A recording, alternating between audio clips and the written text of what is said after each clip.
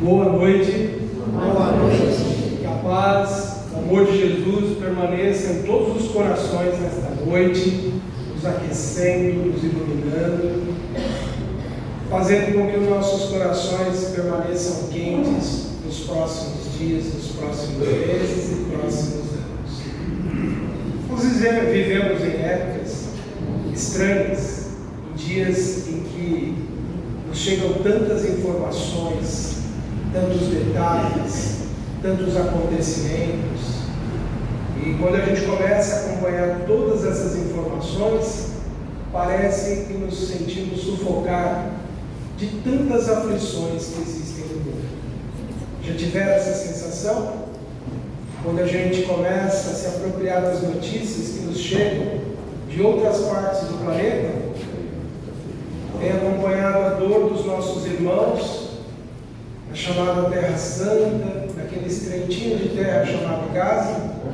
Acho que todos têm ouvido falar de tão lamentáveis acontecimentos.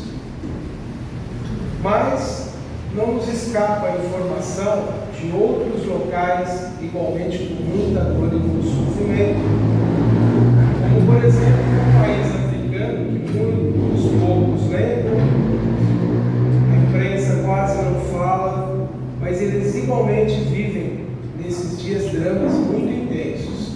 No Sudão, com uma série de rebeliões, uma série de situações muito tristes, muito lamentáveis que estão acontecendo com os nossos irmãos.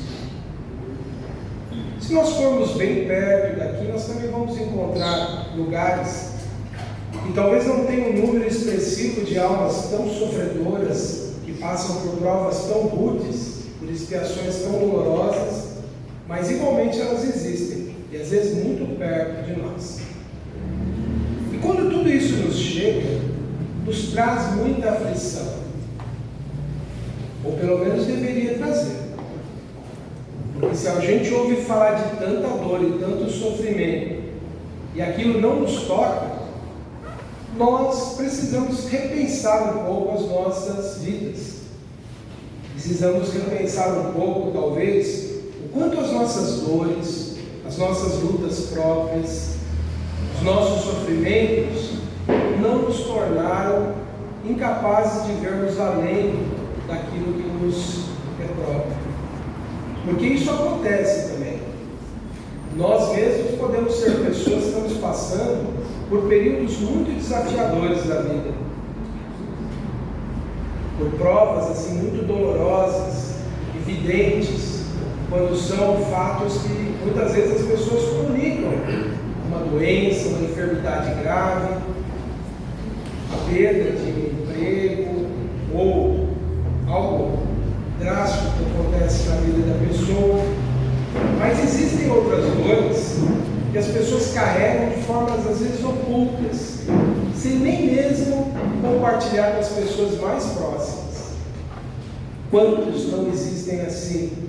E às vezes é aquele colega que está trabalhando com a gente diariamente, sempre sorridente, brincalhão, é aquela pessoa que está sempre disposta a cooperar nos trabalhos, está sempre ali disposto, e ninguém sabe que todos os dias à noite, quando essa pessoa chega na casa dela, ela se sente profundamente solitária.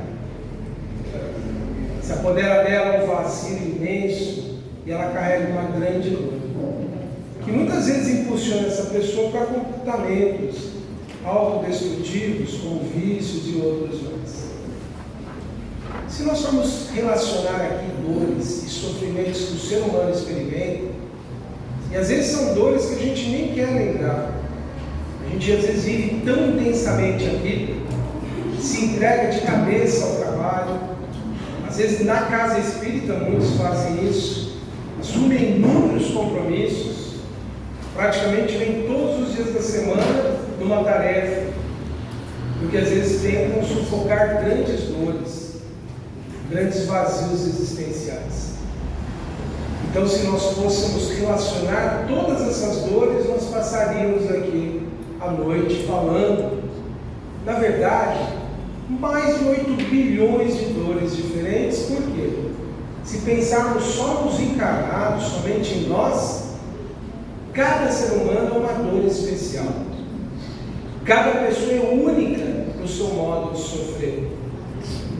Por isso que eu jamais posso chegar para alguém e falar: isso é bobagem que você está sentindo. Se você perdeu o seu cachorrinho e isso te causa uma dor muito grande, você não sabe o que é perder um filho. Ou perder uma mãe ou um pai. Ah, você está reclamando de ter perdido o seu emprego. E aquele que nunca teve um emprego e filhos? A gente não sabe qual é a dor que cada pessoa carrega de cada evento triste que ela passa na vida dela. Por isso que jamais nós podemos dizer essa dor é pequena, aquela dor é maior. E a gente não pode negar o valor do sofrimento de ninguém.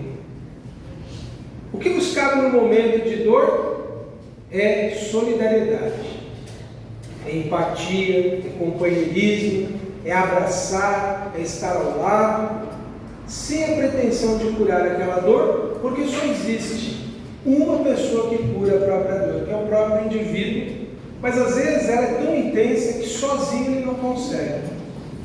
Ele vai precisar de muito apoio de amigos, apoio de profissionais da área da saúde, psicoterapeutas, às vezes o auxílio da medicina psiquiátrica. Então, a gente jamais pode imaginar que para ajudar alguém a gente pode ter a pretensão que a gente tenha apoio. Porque tem coisas que serviram tão bem para nós, foram tão úteis, mas elas eram um medicamento nosso, especialmente para nossas vidas. Enquanto que para o outro, às vezes, não surte efeito nenhum. Por isso que às vezes aquelas receitas mágicas de solução de problemas que a gente tem para falar para os outros, nem sempre elas são ideais. Por isso que sempre nos cabe o quê? A empatia, o companheirismo, a solidariedade, é o estar presente e é nem dizer eu sei o que você está sentindo, porque na verdade a gente não sabe. A gente sabe quando muito a nossa própria dor. A gente pode dizer para o outro: olha, eu imagino o quanto você pode estar sofrendo, mas ninguém sabe a dor do outro a ponto de menosprezá-lo. Ninguém sabe os fardos que cada pessoa carrega diariamente. Mas parece que nesses dias todas as pessoas tão doloridas, tão enfermas, tão cansadas, parece que elas vão se anestesiando. Parece que as pessoas vão se tornando insensíveis no dia a dia, não é assim? Somos insensíveis às grandes dores do mundo externo, somos insensíveis às dores do mundo próximo, somos às vezes insensíveis às dores das pessoas que nós convivemos, e nós não percebemos que o amor vem se esfriando em nossas relações, porque tudo tende a ir caminhando para uma rotina, uma comodidade, às vezes uma aceitação, às vezes é assim mesmo, sempre foi assim, não é? E quando a gente é espírita, a gente usa o argumento dele, são as provas que a pessoa tem que passar, fazer o quê? É a vontade de Deus. E é verdade, gente, prova, dor, sofrimento, luta, faz parte da evolução do espírito. Faz parte realmente da nossa experiência de crescimento confrontar a dor, a luta, o desafio, porque assim que a vida vem evoluindo no planeta há milhões de anos. A vida não tem sido tranquilidade, serenidade para milhões de seres que habitam esse planeta já há alguns bilhões de anos. Estima-se que a vida tem em torno de 2,5 bilhões de anos, quando ela surgiu na forma de células muito simples, que foram evoluindo, tornando-se progressivamente complexas, até surgir os seres multicelulares, posteriormente surgem animais, plantas e toda essa diversidade incrível de vida. Mas nada disso surgiu sem o desafio da dor, do impedimento, da luta. Porque a dor é como aquela força, do fogo, do calor, que dá a têmpera ao aço, que dá a utilidade do barro para que se transforme em cerâmica. A dor é aquilo que molda, que forja o ser. Isso não significa que a gente idolatre a dor, que sejamos masoquistas, que nós queiramos sofrer. Mas é um fato, uma realidade da vida. Mas por ser um fato, uma realidade, não significa que a gente precisa ser insensível. O fato de a gente saber que alguém está passando por uma prova ou uma expiação da sua evolução, não quer dizer que a gente não precise chorar com essa pessoa, que a gente não precise estar com ela naquele momento, compartilhar um pouco daquela tristeza com ela.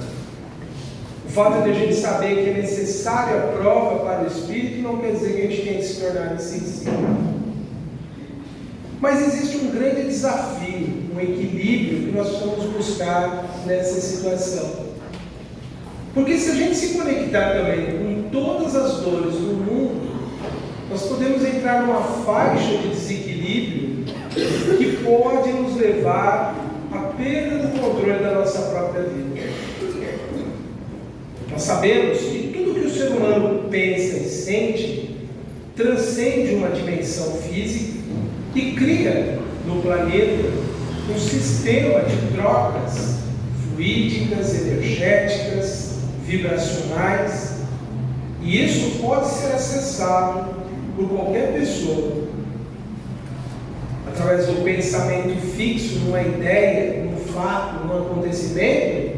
Nós nos sintonizamos, assim como existem ondas eletromagnéticas que, dependendo do aparelho que nós usarmos, podem nos sintonizar a determinadas frequências, determinadas faixas, permitindo captar diferentes sinais, sejam de rádios convencionais, celulares, outros tipos de onda. Nós podemos, pelo pensamento igualmente, acessar diferentes estados mentais que podem ser compartilhados por pessoas do mundo todo. Então nós vivemos um amplo sistema de trocas que envolve o planeta. Como se fossem múltiplos fios fluídicos circulando todo o globo, em que nós podemos ligar a nossa anteninha e conectar uma dessas redes. A rede do sofrimento, da angústia, da dor, ela existe. E toda vez que a gente se apropria em demasia dessas informações de dor e sofrimento, sem o preparo do conhecimento espiritual, que felizmente nós temos, graças à terceira revelação, graças ao Evangelho que ilumina esse conhecimento espiritual, nós corremos o risco de entrar numa onda de desequilíbrio profundo.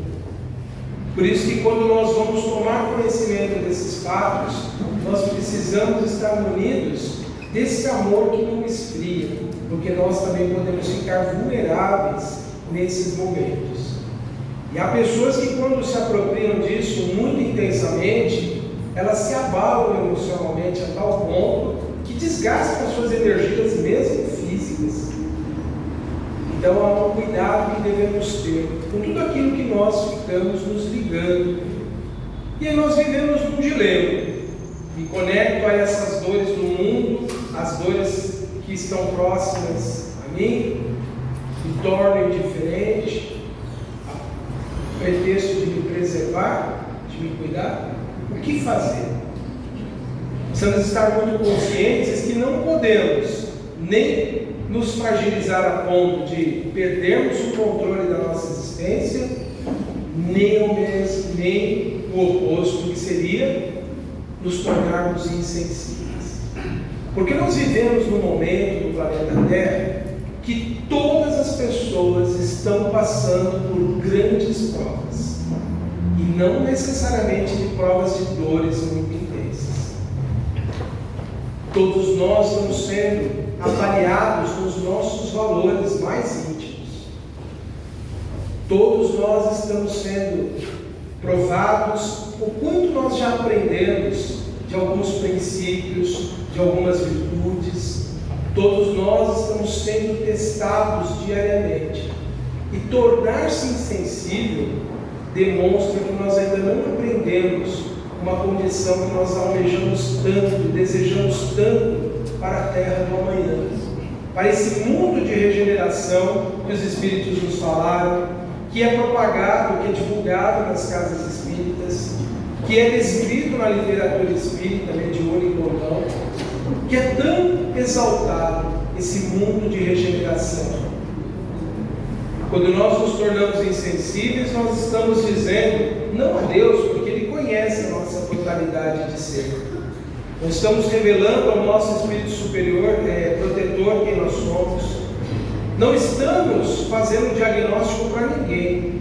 Estamos fazendo para nós mesmos, para um dia percebermos aquilo que nós ainda não alcançamos. Então, quando dizemos que estamos sendo testados, o teste interno é nosso.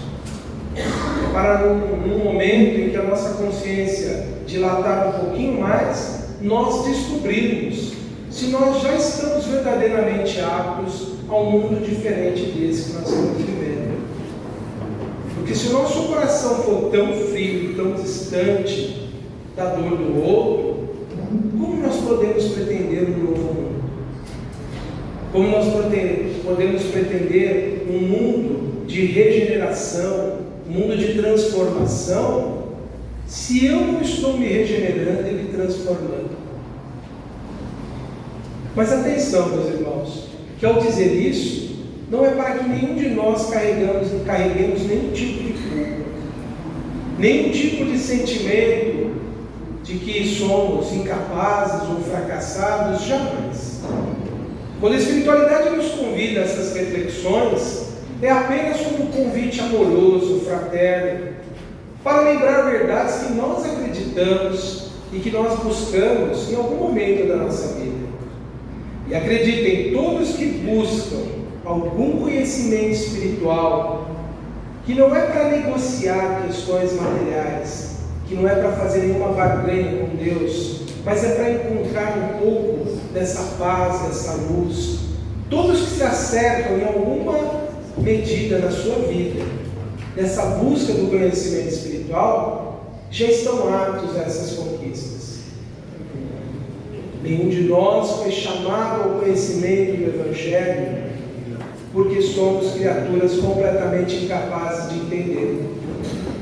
Todos nós somos aptos a abraçar essa mensagem, vivê-la profundamente e produzir bons frutos em nossas vidas. Mas o que não podemos permitir é que o nosso coração se esfrie a tal ponto de não termos força para continuar nessa conquista, para continuar nesse crescimento que a vida espiritual nos possibilita. Todos nós fomos convidados, fomos aceitos nesse grande processo de transformação do mundo e ainda estamos aptos a ele.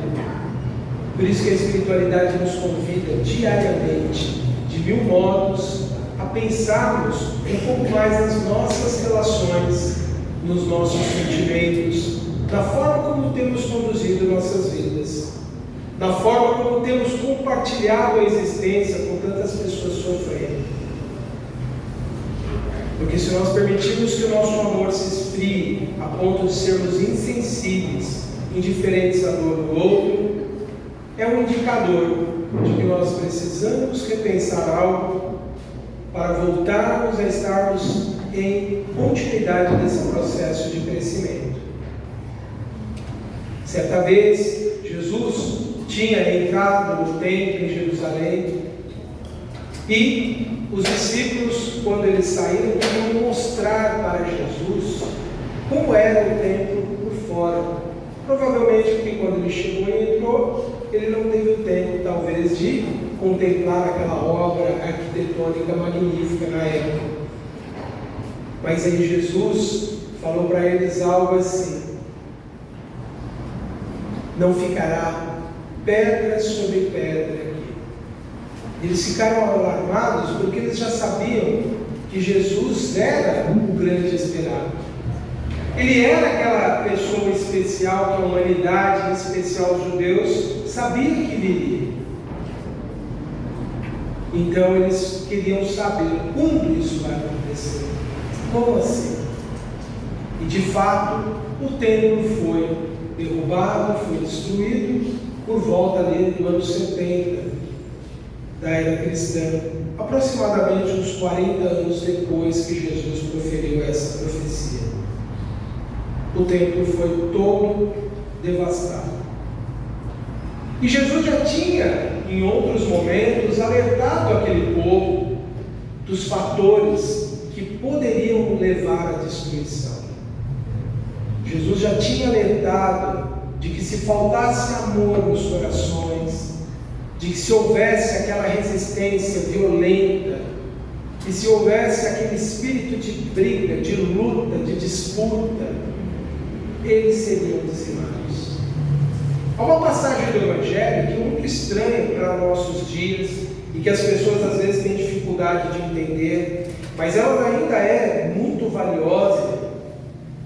Foi naquele tempo para aqueles que foram endereçados essa mensagem, mas ainda é até os nossos dias. É aquela passagem quando ele disse que tinha sido ensinado a eles a lei do olho por olho, dente por dente, a lei de Italião, que eles haviam assimilado durante o período que o povo tinha estado em cativeiro na Babilônia. Lá eles absorveram parte do Código Civil da época de Hammurabi, que dizia que você podia revidar na mesma proporção o mal que alguém te criasse. Esse foi o primeiro código escrito de leis humanas para tentar regular as relações das pessoas, para limitar os abusos. Quando a gente pensa nos nossos dias no Código de Hammurabi, a gente pensa que é absurdo uma lei que diz: se alguém matou meu pai, eu tenho o direito de ir lá e matar o pai daquela pessoa. Mas para uma época extremamente primitiva, em que todos faziam o que queriam, estabelecer um limite para essa ação já era um avanço.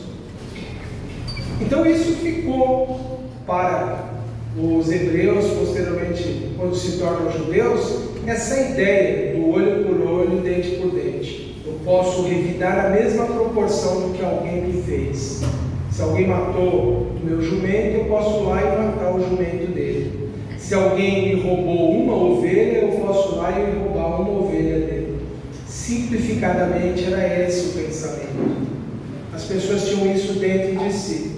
E não nos parece que é muito diferente hoje, não é assim? Alguém nos faz alguma coisa, a gente pensa imediatamente que a gente tem o direito de fazer algo na mesma intensidade para aquela pessoa. Mas aí Jesus trouxe essa lição inesquecível, que está lá no Evangelho de Mateus, no capítulo 5, versículo 38, quando ele falou assim: ouvistes que foi dito, olho por olho e dente por dente. Eu, porém, vos digo que não resistais ao mal, mas, se qualquer te bater na face direita, oferece-lhe também a outra.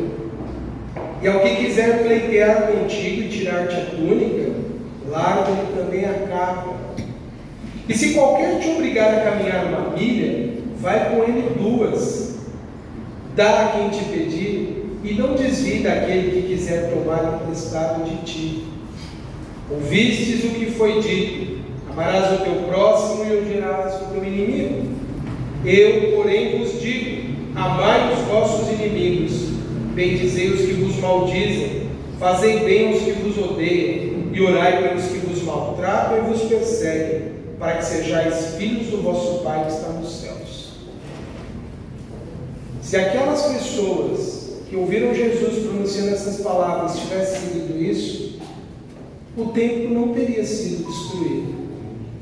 Porque o que aconteceu para levar à destruição do templo que Jesus previu? Foi exatamente esse espírito de vingança, de revanche, esse desejo de revidar uma agressão com outras agressões, que culminou na formação de uma situação que levaria à destruição do templo e à dispersão dos judeus para sempre. O que aconteceu?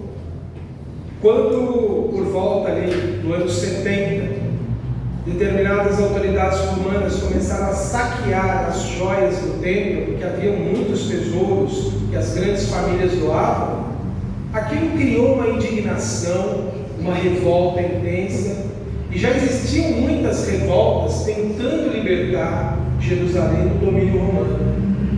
Era aquele sentimento exatamente antigo, do olho por olho, dente por dente. de que se justifica fazer o mal para reparar o mal que alguém lhe fez. E eles foram simplesmente arrasados, porque de tanto que fizeram, de tanto que se rebelaram, que as autoridades romanas pensaram em acabar com tudo isso. E foi aí que aconteceu a grande diáspora que espalhou esse povo e que criou todo esse contexto histórico que depois a gente conhece. Foi algo em que eles não conseguiram superar aquela questão de revidar porque fui agredido. Eles poderiam ter mantido a sua unidade cultural, religiosa, histórica, se tivessem simplesmente deixe levar o material. O mais importante é o quê? Somos nós, nossa nação, nossa cultura, nosso povo. Isso nos leva a pensar que todas as vezes que a gente usar a violência, a gente vai desencadear uma resposta de violência sobre nós. E essa violência poderá ter consequências que são inimagináveis. E é exatamente o que a gente está observando hoje no mundo. Há uma escalada de violência tão intensa, de pessoas que, para justificar a devolução ou a reparação de violências recebidas, vão lá e intensificam com violência mais ainda as respostas que dão a essas violências recebidas. É exatamente hoje que nós estamos vendo mais uma vez o conflito. E não é só esse conflito de Gaza que passa por isso. Não é só esse conflito entre Israel e os palestinos. Em todos os lugares a gente vê um crescimento da violência como resposta a outras violências. Observe, acompanhe os noticiários e veremos isso. Nos lugares onde há grande instabilidade política, as pessoas estão respondendo às violências recebidas com mais violência. Onde isso irá nos levar? Onde isso irá levar essas pessoas no futuro? Muitos dirão, mas há um momento que precisa ser dado um basta na violência. E é verdade. Há momentos em que a força legalmente instituída e dentro dos critérios que a própria humanidade já sabe estabelecer quais são, já está bem previsto nas legislações internacionais, que deve ser feita a ação. Mas muitas vezes não é o que acontece em vários lugares do mundo. E aí as pessoas aderem a esses movimentos de violência, vibrando intencionalmente e legitimando essas violências. Toda vez que eu estou aqui do outro lado do mundo, torcendo para que alguém responda com violência, mais violência vai ser gerada. Porque lembra dessa conexão mental que nós estabelecemos uns com os outros? Lembra desse circuito de sentimentos, de pensamentos que envolve o planeta, formando uma psicosfera? Eu alimento isso, e ao mesmo tempo ele alimenta em mim essa predisposição à violência. E em algum momento, se as coisas se tornarem críticas perto de mim, qual será a minha predisposição? Responder com mais violência. E aí alguém diria, mas eu tenho não está na hora de dar um basta nisso tudo. É tanta maldade, tanta coisa ruim. Será que não justifica fazer algo igualmente ruim para fazer um basta? Igual quando usam uma bomba para explodir um incêndio e acabar o incêndio. É uma técnica que se usa para acabar em algumas circunstâncias, um fogo incontrolável, uma explosão.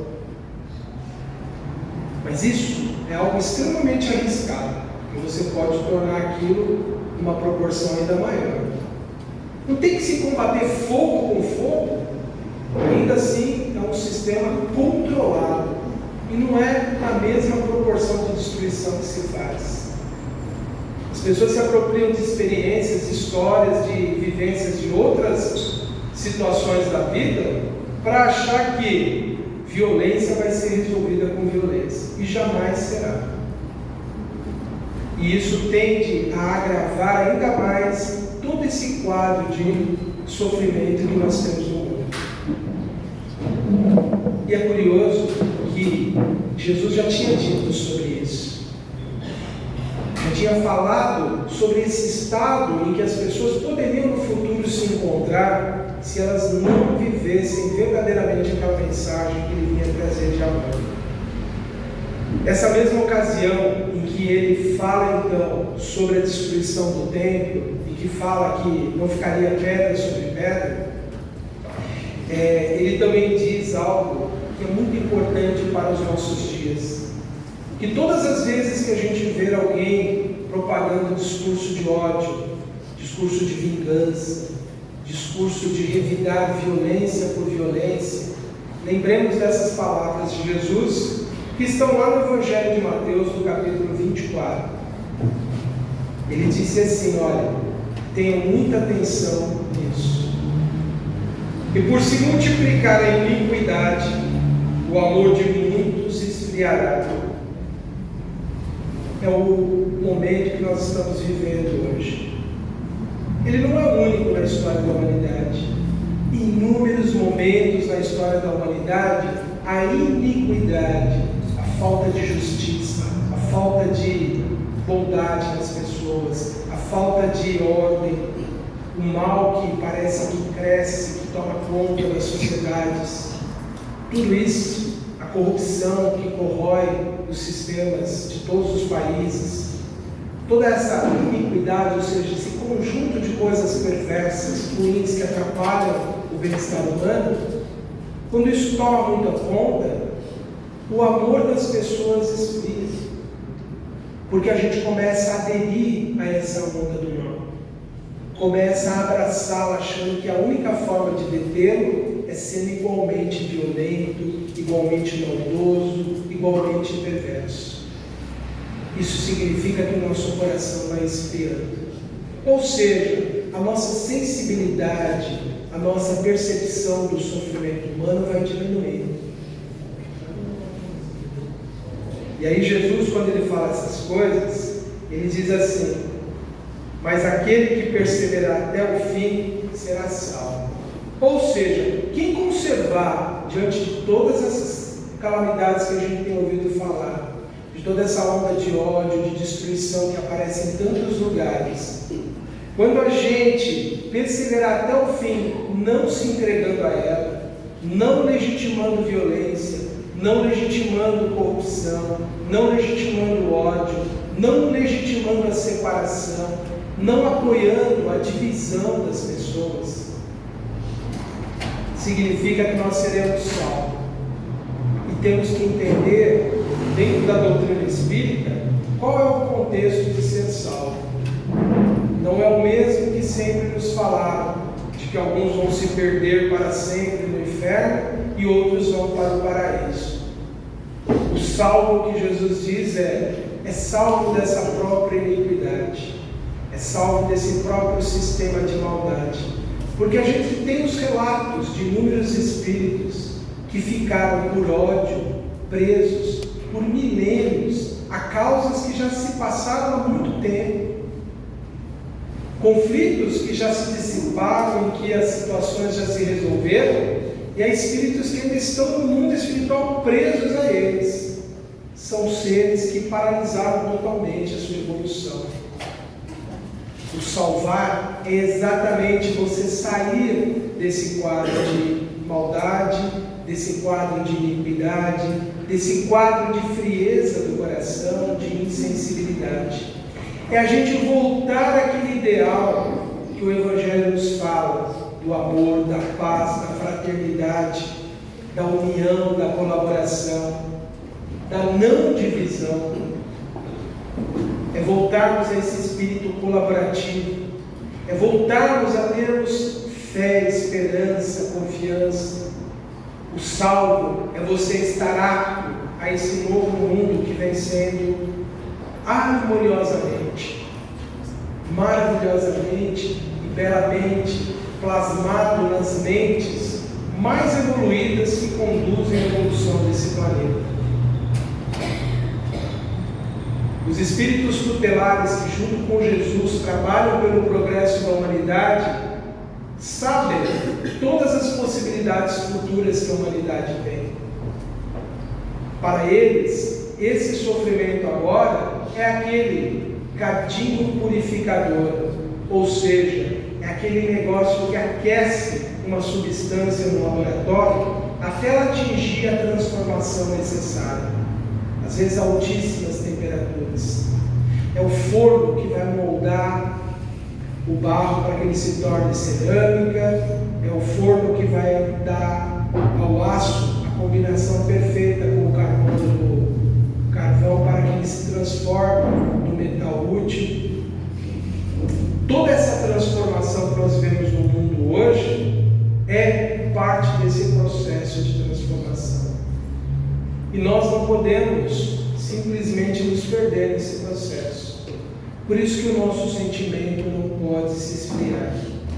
Nós não podemos permitir que toda essa dor, todo esse sofrimento, que toda essa avalanche de coisas que vem acontecendo nos provoque medo suficiente que nos faça nos fechar e nos travar na evolução.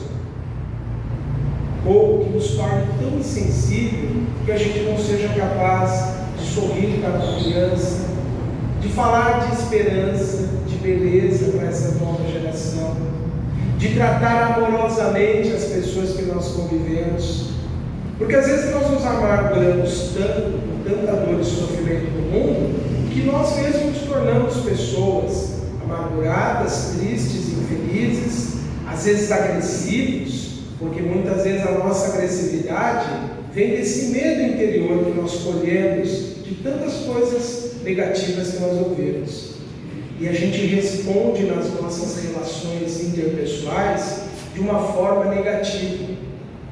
A gente não é capaz de dar amor, carinho às pessoas que mais necessitam, que estão ali convivendo com a gente, porque nós estamos carregando toda essa carga de medo, de incertezas, de dúvidas sobre o amanhã. E aí nós nos tornamos frios nos relacionamentos, insensíveis, indiferentes, não vemos o que está se passando com os nossos filhos, não vemos para onde está indo o nosso relacionamento conjugal, ou não vemos os nossos amigos se perdendo, porque vamos nos tornando insensíveis. Essa mensagem de Jesus, do coração que se esfria, também é para as nossas vidas pessoais, também é para as nossas relações. Por isso que a gente precisa resgatar todos esses valores que a gente tem aprendido na doutrina espírita, que nós temos aprendido no Evangelho de Jesus, de fé, de confiança, de positividade, de acreditarmos que quando nós estamos reunidos numa assembleia dessa, estamos em oração, aqui são formados núcleos de forças poderosas, se a gente vibrar intensamente naquelas ideias que são formuladas por quem conduz a prece. Se a gente realmente, quando se propõe a fazer o Evangelho no lar, e realmente seguirmos com regularidade, com firmeza os horários e dias que estabelecemos, e fizermos aquilo de coração aberto, de boa vontade, nós criamos aquela atmosfera protetora dentro do lar.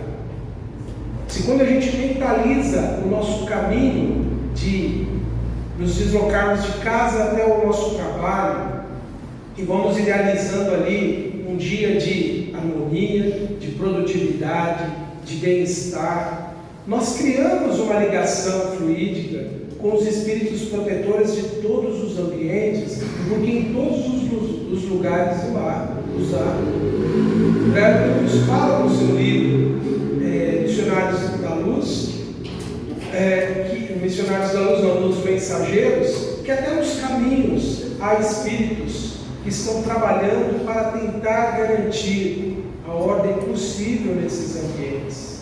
A gente pode sintonizar com todos eles, porque todas as instituições, até as organizações humanas, terrenas, têm espíritos de boa vontade que estão ali tentando cooperar.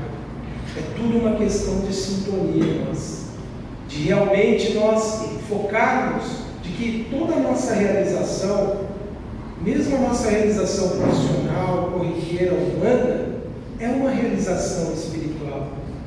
Em trabalhar com amor, com respeito às pessoas, cumprindo eticamente os meus deveres, é uma realização espiritual. Eu não estou em vivência espiritual apenas quando eu estou num trabalho mediúnico na casa espírita, quando eu estou numa assembleia como essa. Eu estou em vivência espiritual o tempo todo, porque eu sou espírito, as outras pessoas são espírito. Nós nos comunicamos mentalmente, nós vibramos, nós irradiamos a nossa energia pessoal onde nós estamos. O que Jesus quis dizer quando ele falou aos discípulos: brilhe a vossa luz diante dos homens? Que luz é essa, gente? É o que nós aprendemos que vai nos tornando pessoas mais confiantes, mais positivas, mais fraternas, mais compreensivas com as pessoas que nós compartilhamos a existência. E acreditem, cada um de nós pode fazer isso. E a receita é aquela básica que vocês já ouviram várias vezes. É uma prece pela manhã com muita confiança, com muita predisposição. É um pensamento, uma atitude positiva a cada momento. É acreditar e manter esse princípio, de que a vida é regulada por leis sábias, justas, amorosas e generosas. É reconhecer que existe prova, existe expiação, mas também existe auxílio. E que a ninguém é dado fardo maior do que se possa carregar. A ninguém foi dada uma experiência que não possa ser vencida. Se a gente ainda não venceu, é porque não chegou o momento, não descobrimos o como. E a gente só vai vencer quando a gente acreditar que é na força do bem, do amor, da paz, da compreensão, da cooperação, é que a gente consegue vencer todos os desafios da vida. É aí que o nosso coração, o nosso amor não esfria. É aí que a gente não se deixa levar por toda essa avalanche de negatividade que envolve o mundo. É aí que a gente passa a contribuir, sendo a contraparte do bem, que vai tentando neutralizar tudo isso. Mas a gente precisa se conscientizar que a nossa ação não pode ser apenas mental e fluídica no mundo. Já que nós estamos no mundo da matéria, nós temos que ter ações materiais concretas em favor do bem. Eu não posso só desejar que a fome desapareça. Eu tenho que doar o quilo do alimento para a cesta básica. Eu não posso só pensar que a paz se estabeleça longe de mim. Eu tenho que também me mobilizar dentro da sociedade, pelas vias legítimas que existem, reivindicar que essa paz seja exigida pelo nosso país junto aos outros países, acionando os meus representantes que os elegi, porque eu tenho uma responsabilidade quando eu aperto naquela urna e dou meu voto para alguém. Eu tenho um compromisso com aquela pessoa, eu posso escrever para ela. Antigamente era difícil fazer uma carta, hoje em dia rapidamente você descobre a rede social de um senador, de um deputado, e você pode mandar para ele pedindo: por favor, interceda por essa causa em meu nome, eu sou o seu eleitor. Não importa a ideologia política que eu possa ter, eu posso pedir para ele: trabalhe pela paz em meu nome, em nome do meu país. Perceba que no mundo material a gente tem que viver como espírito, mas também tem que viver como encarnado, numa ação positiva do bem. Eu tenho que estar apoiando as pessoas que estão em causas meritórias. Eu juntar as tampinhas e trazer aqui e entregar para a instituição que foi pedida é parte do meu processo de auxílio disso também. Se eu tenho uma folga no meu salário, destinar uma parcela para uma instituição, na causa que eu mais admiro, é parte desse trabalho de transformação. Nós todos vamos estar engajados cada um dentro dos seus limites, das suas possibilidades, cada um se movimentando de algum jeito. E é tão maravilhoso o bem que eu posso aderir a qualquer causa que mais me sensibiliza. Isso é a beleza do amor, porque eu posso começar por qualquer direção que eu chego nesse bem maior. Se eu amo os animais, eu posso contribuir para aquelas pessoas que defendem, que protegem os animais. Se as crianças em abandono me sensibilizam, eu posso aderir e apoiá-los. Se é a causa do idoso, eu posso apoiá-los. Se é a defesa do meio ambiente, eu posso apoiá-los. Todos nós temos um compromisso para essa transformação do mundo. O mundo de regeneração não vai vir dos outros. Não vai vir de alguém que vai vir com uma solução mágica. É a adesão de cada um de nós, mentalmente, mas praticamente também. Agindo, fazendo. E assim nós estaremos contribuindo. Um pouco, mas lembre-se o que Jesus falou do álbum da viúva. Tão pequeninas moedas, tão insignificantes, mas elas tinham um peso muito maior do que os tesouros que eram dados, porque era a contribuição que ela achava certa e que ela podia fazer. É quando a gente descobre o que nos é próprio e a gente faz, é que a gente entra nesse movimento maravilhoso da vida, em que a vida vai se expandindo em possibilidades para nós. Enquanto eu sou aquele servo da parábola que, temeroso, pego a moedinha e escondo na terra por medo, eu perco a oportunidade.